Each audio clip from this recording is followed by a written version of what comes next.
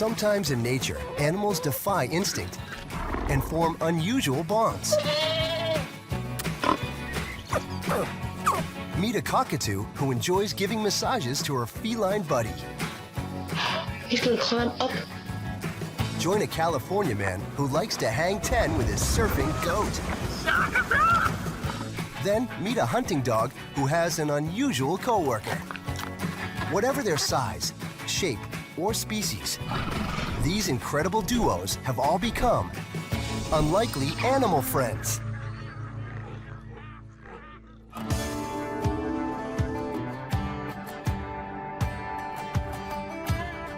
Southern charm and hospitality are rooted in the rivers and squares of Savannah, Georgia. Lifelong residents Libby Miller and Gay Fortson push those traditions to the limit when it comes to their house full of pets. We have 4 dogs, 2 birds, and 2 cats, all under this little house, and they all live very happily together.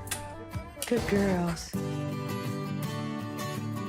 Fortune has smiled on their rescue tabby, Lucky, ever since Gay and Libby brought him into their home. Lucky was a feral cat. Lucky is a very independent cat, yet he also loves to be around other people. Come on. Good morning, Lucky. But Lucky's favorite playmate is what most cats would normally want for breakfast. We're gonna go see your buddy. Look who's waiting for you. His best buddy is a cockatoo named Coco. Hey, hello.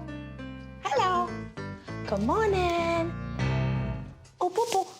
This is Lucky the cat, and this is Coco the cockatoo, and they are best friends. Good morning. Hello there. You ready for some breakfast, huh?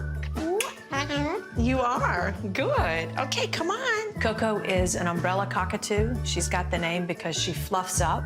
She's probably about 15 or 16 inches tall, and her wingspan is probably double that. We got Lucky and Coco around the same time. Coco was about 10 years old when we got her, and Lucky was, golly, just a wee kitten. They're probably like twins. They love each other. They love to hang out. When these housemates first met in 2006, the resident pecking order was up for grabs. Libby made sure to have her camera rolling. Coco is right there, and all of a sudden, Lucky jumps up on the end of my bed. Ow, ow, ow. Oh, not nice. Is he biting him? No. He's gonna climb up. Oh, oh. And it kind of scared me at first. Cats typically kill birds, and Coco's beak is so large. Oh, is that hurting him? The fearless cockatoo continued her feline inspection. Is Lucky sleeping? It was just an amazing show of affection between 2 animals that literally could do serious harm to the other, but it was just amazing. Coco starts caressing Lucky and just feeling her fur because she'd never felt fur before. And Lucky's like, oh, I think I kind of like this. And so toward the end of it, you see Coco really kind of getting in, wanting to feel Lucky's neck, and Lucky was really digging it and turned to look at Coco like, oh, thanks, I could have a little bit more around my ear. Coco and Lucky are engaging in what's called mutual grooming. This is affiliative behavior. It's bonding behavior. Coco scratches Lucky, Lucky rubs against Coco. It brings them together like a family.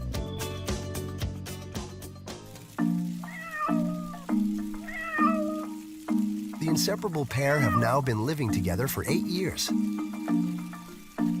I think that Lucky and Coco probably recognize that they have been together since the first time they were brought into the house. And so for that, there probably is some sort of kindred spirit.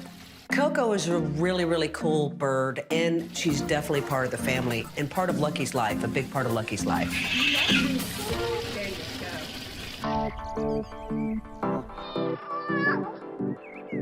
Lucky is amazing in that, as independent as he is, and he's primarily an outdoor cat, he'll bring birds to our doorstep that he's completely demolished. Luck, luck. And yet, inside, he will cuddle right up next to Coco and not even give it a second thought that he would even want to eat that bird. Oh, yeah. Hey, baby. Unfortunately, domestic cats kill billions of songbirds and other small animals in the United States alone. What's going on here is that Lucky isn't seeing Coco as a potential prey item because he sees her as an individual and as a member of their family because they've spent so much time together. And what that does is allow Lucky to squelch that natural predatory instinct. All right, time to make some grits. Libby, you want some grits for the babies? Oh, man, they are ready. Yeah. Both waiting on the grits. Even at breakfast, these two are at each other's side. Some eggs. Most animals love to eat human food. Cockatoos actually can eat most things that people can, and cats being carnivores can too. But the key is just to keep it as a treat, everything in moderation, and you won't have any trouble. Every morning for breakfast, we'll get up and fix grits and eggs and bacon and toast. Oh, yum. It's a big thing in our house. The grits are very important. Oh, yeah. Thank you, Mama. Ah, good girl. Boy. Coco loves grits and eggs. We like our grit. Yeah. We like our grit. What? Lucky will eat anything he can get his mouth on, Look at this. except for the bird. Sorry. You want any more? Are you full?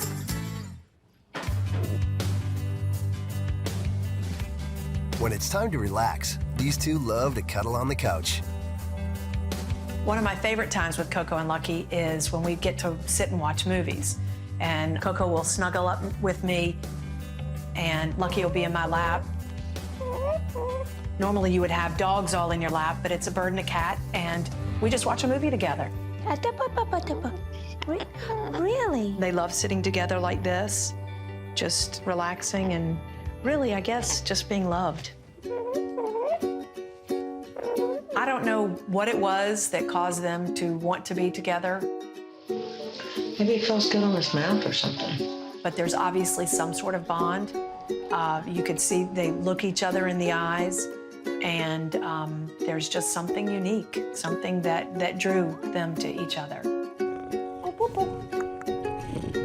And it has grown into a sweet little love between the two of them. Coco and Lucky. This unusual pair is living proof that anyone can get along, no matter how tasty they might look. These days, with the way the world is, you always hear in the news all these bad things. So to have something that's so loving and sweet like that, a bird and a cat that are loving each other, yeah, it's amazing.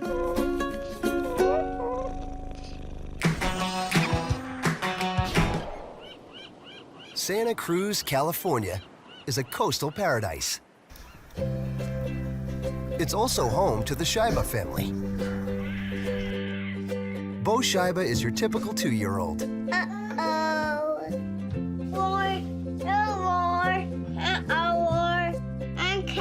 This California kid loves to play.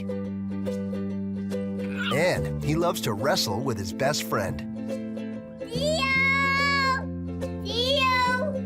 A pound puppy named Theo.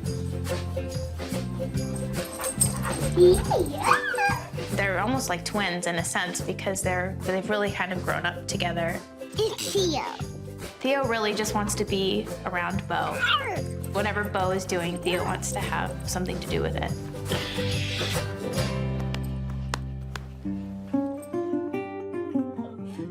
It all started when the Scheibe family took a trip to the pound.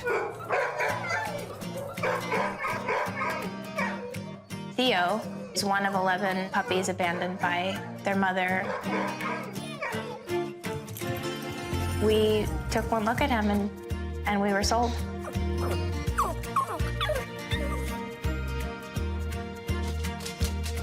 This rescue pup had found a new home. I had always known that I wanted to have a dog for the kids. I grew up with dogs. I know what that bond is like. But Jessica wasn't prepared for the bond Theo would create with Bo. He was whining quite a bit when I was trying to put Bo down, and so I brought Theo up to sit with us thinking that it was going to be a disaster and that there was going to be no nap time happening at all. Theo crawled right on top of Bo, like right on top of him, put his little muzzle right on Bo's face, and they both fell asleep instantly. And it was the most incredible thing I've ever seen. She immediately began photographing the naptime nuzzling. I was trying to sort of stifle my squealing because it was just, I couldn't believe how cute it was. And so that became a routine.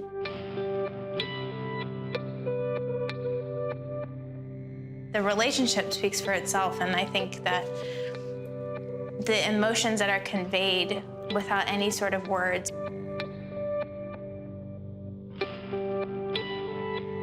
Jessica's been documenting Bo and Theo's nap time for her blog about motherhood. It really became a creative outlet for me, and photography was a huge component of that. The slumbering couple became instant worldwide celebrities. I've received countless emails in all different languages from all across the world, from people thanking me for sharing these moments. I think a huge part of this story really has to do with the fact that Theo's a rescue. That is a huge part of what resonates with people when they see these photos, because they see a previously unwanted puppy. Dogs are social creatures. They often sleep together, just like you see Bo and Theo sleeping together. Theo sees Bo as a warm, safe, comfortable friend, and that's part of why they're so close.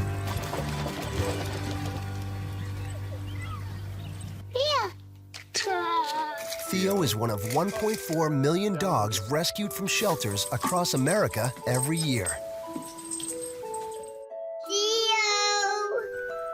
From rejected doggy to loved best friend.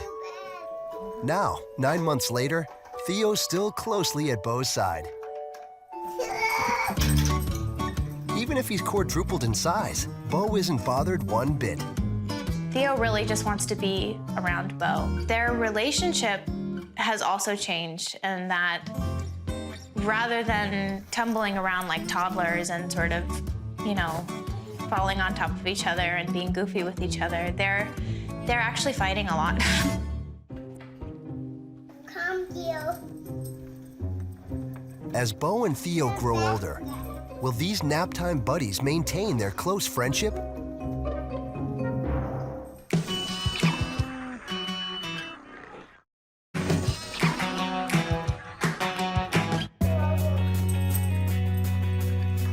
Two-year-old Bo Shiba is growing up, and he's learning to take care of his bigger brother. That's one of Bo's jobs, is to be able to bring Theo's dish over to him.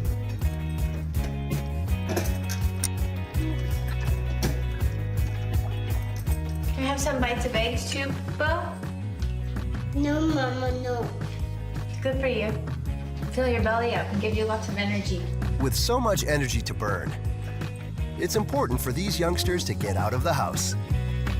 Well, those are Zoe's shoes. Well, you have to wear your own shoes. Dad.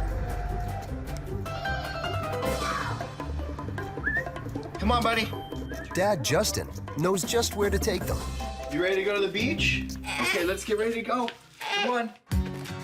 You're up, buddy. Even in the car, Theo gets a seat-belted spot right beside Bo.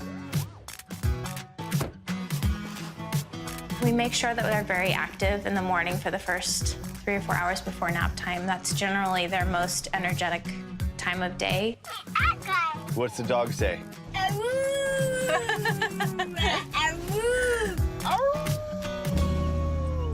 Nothing beats a day at the beach. Let's go to the beach. Dig, Bo, dig. Nice throw. Going to the beach is one of our favorite things to do as a family. Run! It's like everyone's zen. But it's also a really happy place for them, because I think they sense the freedom, throwing the balls and the frisbees and digging holes, and Theo's just very involved with Bo and vice versa. Yay, Theo! Hey, Is it fun? You got it. Come on.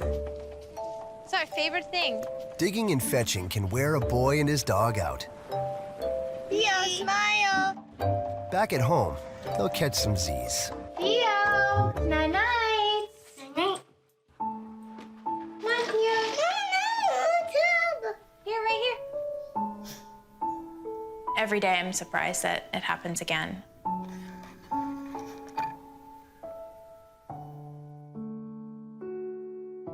Jessica, once more, captures the cuteness. The closer they are, the better they sleep. I think having somebody next to them and feeling their warmth and their heartbeat is why they sleep as soundly as they do together, and they find that comfort in each other. The blissful siesta doesn't last long.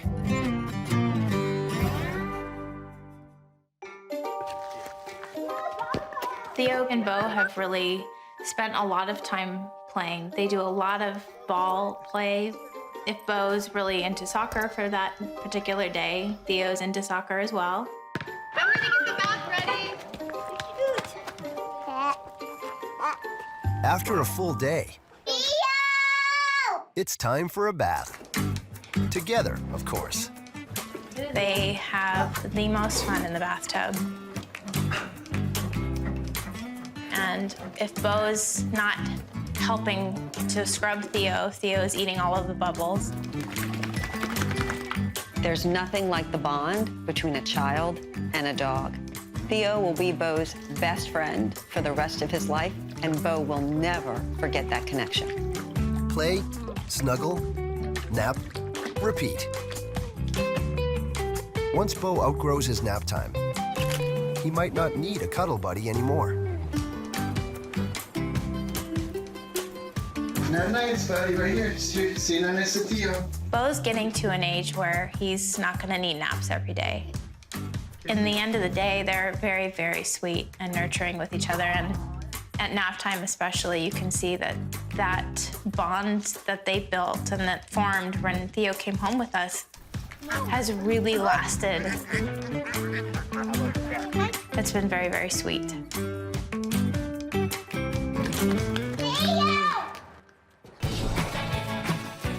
While Bo and Theo continue to melt hearts around the world, a horse in Australia has found an unlikely saddle mate.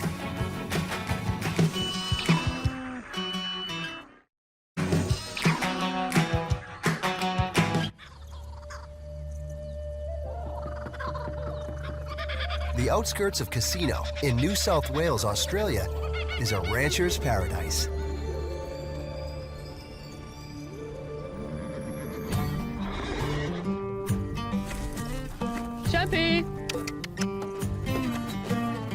One of the horses on Jennifer Boyle's 500-acre ranch is 3-year-old Champy. Good boy. I've been around horses since I was 10 years old, and I've never come across a horse like Champy that is so interested in making friends. Good boy. He goes out of his way to make friends with all animals and all people. It just depends whether they actually reciprocate or not.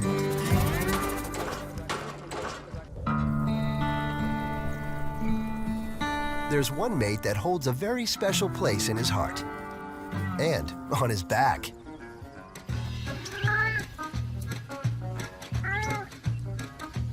A domestic short-haired black cat named Morris. Morris is the most mellow cat you'll ever come across, and in many ways, Morris is more like a dog. He'll follow me around the property like a dog would, and I describe Morris and Champy's friendship as best friends forever. They seem inseparable, and I can't imagine them apart. Plays with everything he can get hold of, including the cat, I suppose. This half-ton horse and his 10-pound best pal are attached at the hip most of the day. Morris's typical day is he'll get up of a morning, go straight out, and he'll hang out with Champy. They're just always together. Whether he's on his back riding or whether they're just hanging together, typically that's what his life revolves around. Jennifer noticed right away that Champy wasn't like her other horses. I've had Champy for about 2.5 years. When I first got to know Champy as a foal, I knew that there was something really unique in his personality. He wants to engage with everybody. It was no surprise when Champy took an interest in Morris as soon as Jennifer adopted the feline a 1.5 years ago. A lot of people think that maybe Morris started it and he just jumped on board of Champy. It was really Champy that pushed that friendship and instigated everything. Horses are surprisingly social animals. They interact with each other by licking and nuzzling, and with humans, they'll even follow someone around to try to get their attention. So it's pretty obvious that Champy likes Morris and is doing everything he can to get his attention. Maury. Doop, doop. You want some dinner? Want some dinner? Good boy. When Morris and Champy first met, it all happened on this front veranda. There you go. It was Champy that was paying Morris a lot of attention over a few days, and Morris was the reluctant one for several days. Champy was just persistently grooming Morris for days. And then finally, Morris decided to reciprocate and jump up on Champy's back. You got a cat on your back, have you? And he was so gentle with him, and there was a genuine friendship starting to develop there. What are you doing? What are you doing up there? Horses use their incisors, those are their front teeth, to groom each other and show affection. Now, if Champy did that to any other cat besides Morris, the cat would run away. But Morris loves it. Champy's courtship and persistence paid off. Finally, Morris decided to groom his mane, groom his tail, and I think Champy loved it. That just really cracks me up all the time because he's got a pretty big job on his hands there. Always in the mood to groom. It's not just one-sided, it's definitely a mutual friendship.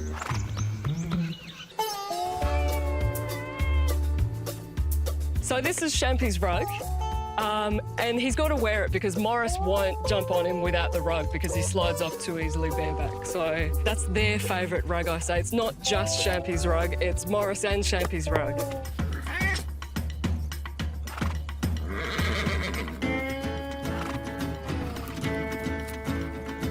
Morris actually goes riding, and he does it by himself, and he does it regularly. Try it on, Champy.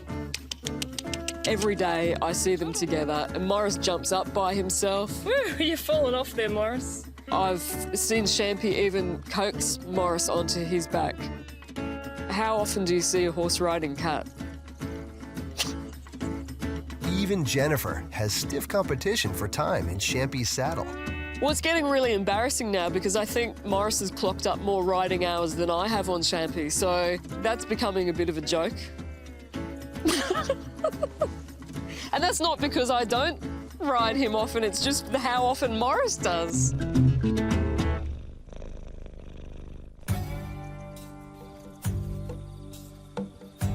It's an unusual partnership, unmatched on this ranch. People often think that Morris is the most unusual one because Morris the cat is riding a horse. But what they don't realise is how unusual Champy is as well, because Morris has been bucked off other horses, he's been chased by other horses.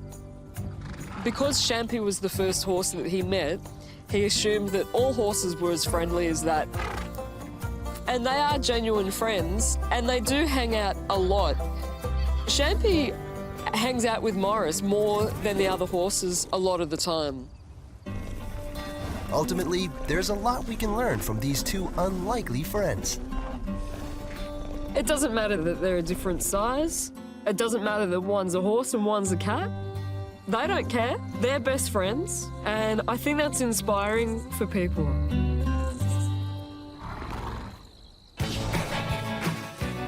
While Champy and Morris ride into the sunset, meet a hunting dog whose best pal is a bird of prey.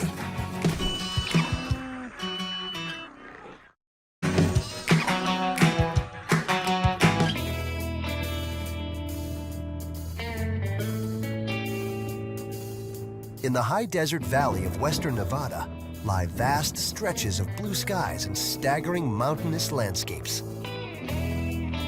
For Jim Tigan's dog, Annie, this is her own personal playground. Annie, dig, dig, dig, dig, dig, dig. Get it. Dig, dig, dig, dig, dig. Dig, dig, dig. Get it. Dig, dig, dig, dig, dig, dig, dig, dig. Get it. Annie is a wire-haired pointing griffon. She's 8 years old.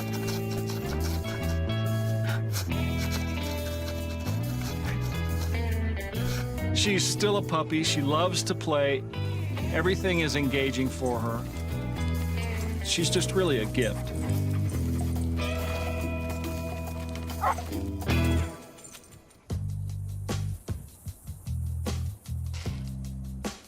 Come on. Okay, here you go. Annie's not the only hungry animal at the Tigan residence. Annie's best friend, Louise, a 2.5-foot tall owl, needs feeding too. Louise, you want some breakfast? You want some breakfast? Huh? You want some breakfast? Yeah? Take it. Louise is a Eurasian eagle owl. She just turned 4, and she's gregarious, outgoing, and pretty silly. Say good morning to Louise.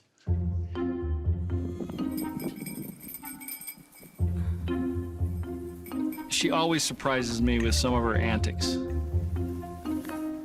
Annie was 5 years old when we brought Louise home, and Louise was a little fuzzy chick, and they instantly developed this bond. What's she doing, Annie? Louise started hopping down on the ground and cuddling next to Annie. We didn't think anything of it, but it did happen very organically. She got you? And that still happens today. It certainly is unusual for a hunting dog like Annie to have a relationship with an owl. What helped move this relationship along is that Louise came in as a chick, so Annie didn't see her as something to hunt, but instead something to nurture. These two appear inseparable. The friendship between Annie and Louise is kind of amazing. They enjoy each other's company. Annie mostly likes Louise because she's a sloppy eater. Who wants it? You want a bite? And Annie loves to get scraps of meat.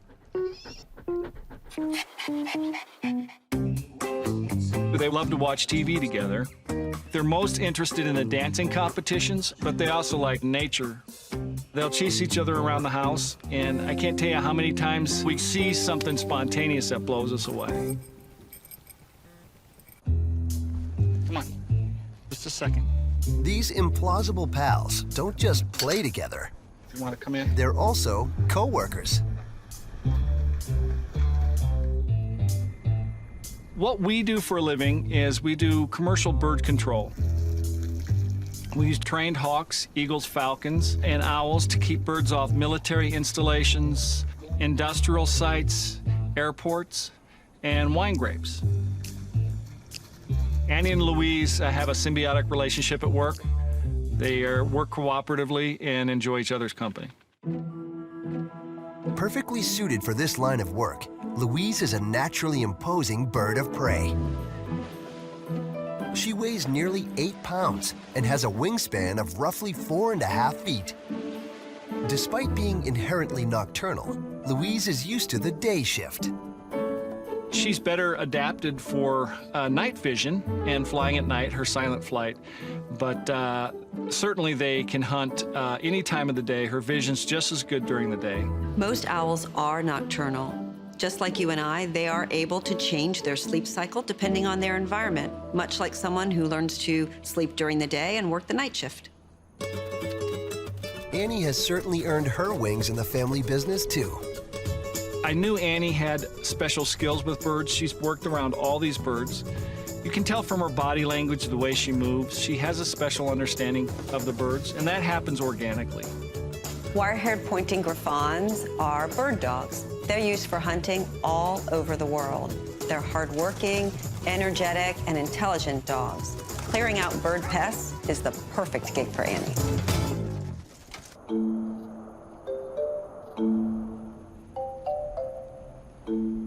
Annie and Louise join Jim on an important job. Annabelle, where are we going? Even on their way to work, this loving couple doesn't leave one another's side. Almost there. The team reaches the Reno-Stead Airport, where a few pigeons have made a home in an airplane hangar. It's up to this unlikely pair to kick them out.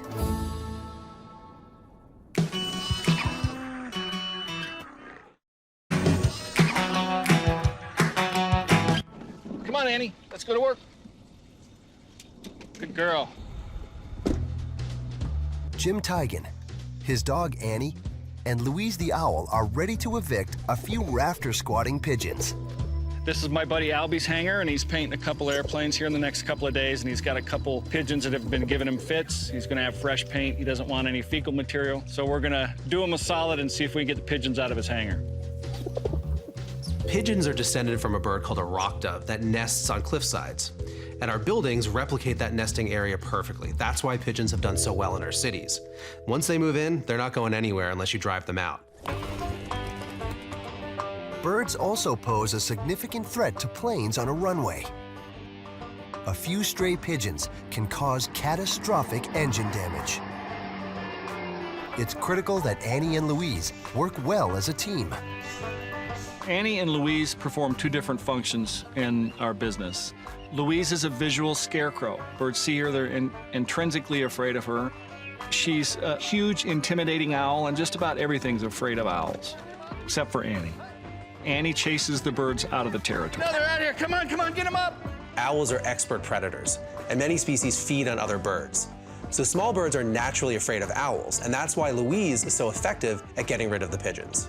Annie and I are gonna go in. If there's any pigeons on the ground, she's gonna get them up. We're gonna use the owl as a scarecrow, try to get them out of the hangar.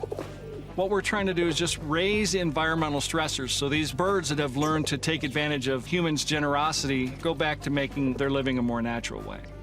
Annie, come on, line them up. If we can keep the stress levels up and keep them stressed, then they'll just go somewhere else. Now, Jim climbs up a ledge to put his hooting heroine into action. First, he carefully places a few plastic owls to scare off the winged intruders. Then, a live one. In a hangar where the pigeons have gotten accustomed to coming in and feeding, we'll put some plastic owls out in 4 or 5 prominent locations. And of course, the pigeons very rapidly will get habituated to the plastic owls. Well, what we'll do is we'll sneak one plastic owl away, and we'll put Louise there. And so that makes both the plastic owl and Louise more effective. Ha! Where are the birds? Line them up! Where are the birds? Line them up! Ha! Next, it's up to Louise's best pal Annie to flush out the feathered pests. Get him, Annie, get him! Finally, the pigeons fly the coop. Good girl! What a good girl! What a good girl! Louise, Annie, load him up. Come on, in the truck. Mission accomplished. All in a day's work for this unlikely duo. The best way to describe the bond that Louise and Annie have is a sibling relationship. This is something that happens organically. They enjoy each other's company, and this is how we make our livelihood. Both these animals are so valuable to us and our job and our lives, and of course, it's the cutest thing in the world.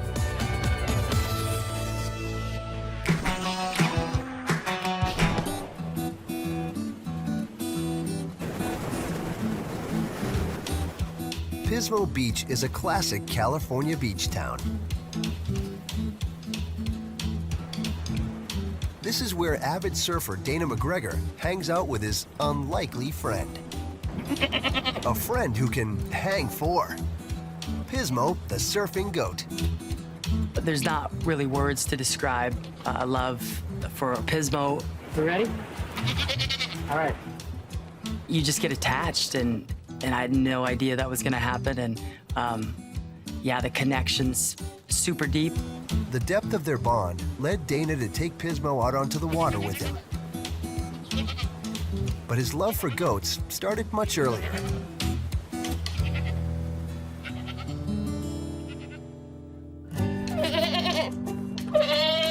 Dana's very first goat was Goatee. Come on, here we go. It was a simple task for his mom that brought them together. Let's go. I was like, I need to get a goat to clear my mom's poison oak and her weeds in the backyard, so I wanted to help her out. Now he has a small herd of 3 goats. They say goats eat almost anything. It's kind of true. They eat almost any kind of weeds. Oh, man. There they go. Let's go. I had no idea how cool goats really are until I got Goatee. Goatee! It just adds flavor to your life, you know? It really does.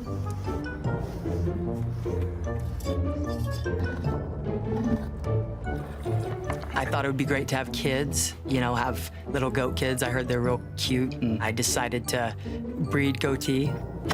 Goatee gave birth to Pismo, a boy, then Grover, a girl. Hi, how are you? Dana bonded with Pismo from day one. You're beautiful. I got to see Pismo straight out of the womb. Hi. It was like almost kind of like my first kid, you know what I mean? Because I've had it since birth. I didn't have Goatee since birth. Oh my gosh, he's getting heavy. This is not his favorite thing, but it's got to be done. He's now 2.5 years old. It's not his favorite position, but you got to get his hooves trimmed. Goat hooves are just like human fingernails. They grow constantly. So if they're not worn down by rough surfaces, they need to be trimmed. So if Dana didn't do this for Pismo, he could actually end up with foot deformities. Pismo. We've gotten super attached. He's a boy, and I can kind of relate to him. Nice, Piss. Dana had found the perfect beach buddy until an unexpected legal challenge threatened to take Pismo away.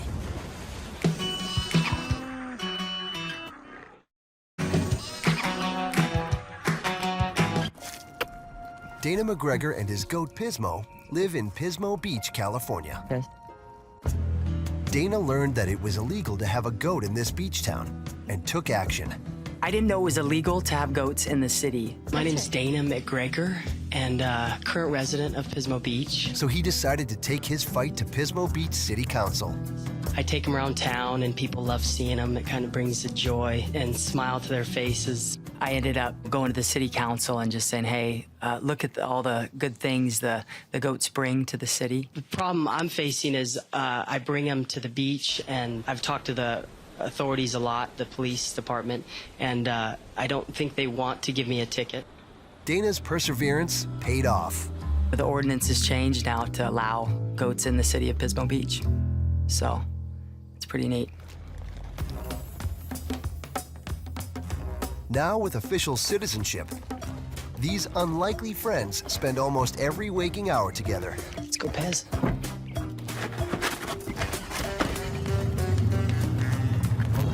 Goats are definitely capable of forming a bond with a human just like they do with other goats. They're a lot smarter than you might think. They can actually learn their names, and they see other beings as individuals, whether it's a goat or a human, and that allows them to form bonds.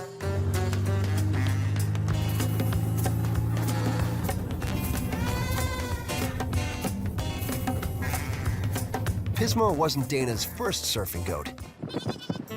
Goatee was the original. You know, I figured, why not? Maybe she'll enjoy riding a wave. Who in their right mind wouldn't, you know? Goats naturally swim really well. So I just took her out and put her on a board and pushed her into a wave. It's pretty unusual to see a goat surfing. As a matter of fact, goats make great surfers because they have incredible balance. Naturally, Pismo inherited Goatee's surfing skills. Before they hit the beach, Dana and Pismo make a quick stop. Come on, Piz.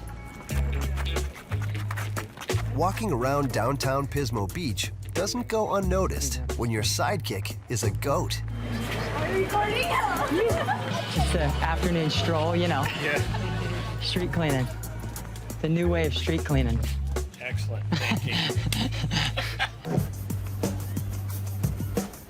On Pismo Beach, Pismo, come on. the moment this goat's hooves hit the sand, his inner kid comes out to play. Pismo likes to goof around. He loves to play, and he just enjoys life. He loves playing soccer, and he loves headbutting. People are like amazed, like, really? People think I'm abusing my goat. Goats live in herds, and they're really social animals. And headbutting is just one way that they interact with each other. When males do it, it's oftentimes a sign of dominance, but sometimes they do it for play, and then it's a sign of affection.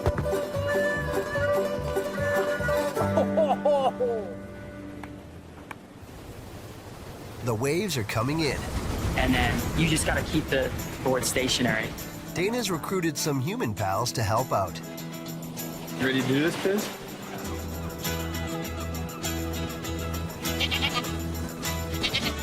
Getting a 180-pound goat onto a surfboard and out to sea is quite a challenge. I started training Pismo, get him used to water. Got him out in the water, I think it was about maybe 6 months. Got him out pretty quick, just getting him used to some small waves and just being on the board. Yeah, he could hang. Pismo handles the turbulent whitewater like a pro. The paddle out was really hard because waves kept coming, and Pismo has amazing balance, so we just stayed on, just kept pushing through and made it out successfully. It's gonna be fun. Once they get through the breakers, it's just Dana and Pismo. Here you go, Piz. Wow.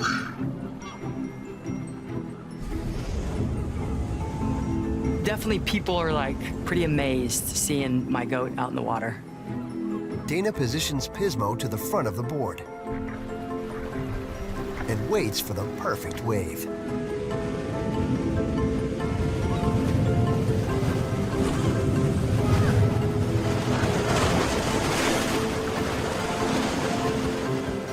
I know the joy of catching a wave, and it's like I want everyone to experience that joy, you know? So why not a goat? It does something to me when I'm out there and there's a goat on the end of my board.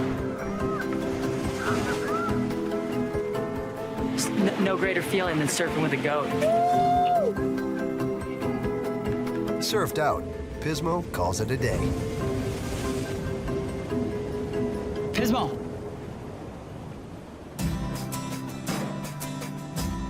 What's amazing is how well you were able to get him through all that white water. I know, there was some hectic waves coming in. Because that's a big boat.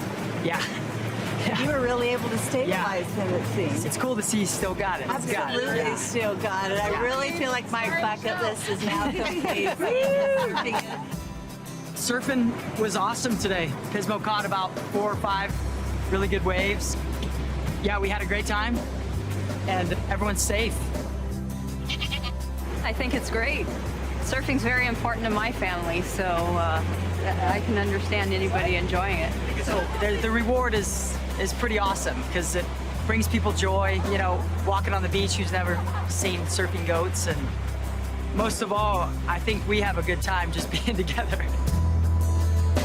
Another epic day on the ocean for Dana and his best surfing buddy, Pismo. I guess if you sum it up in one word, it's joy. I think the goats have brought a lot of joy to people and me especially.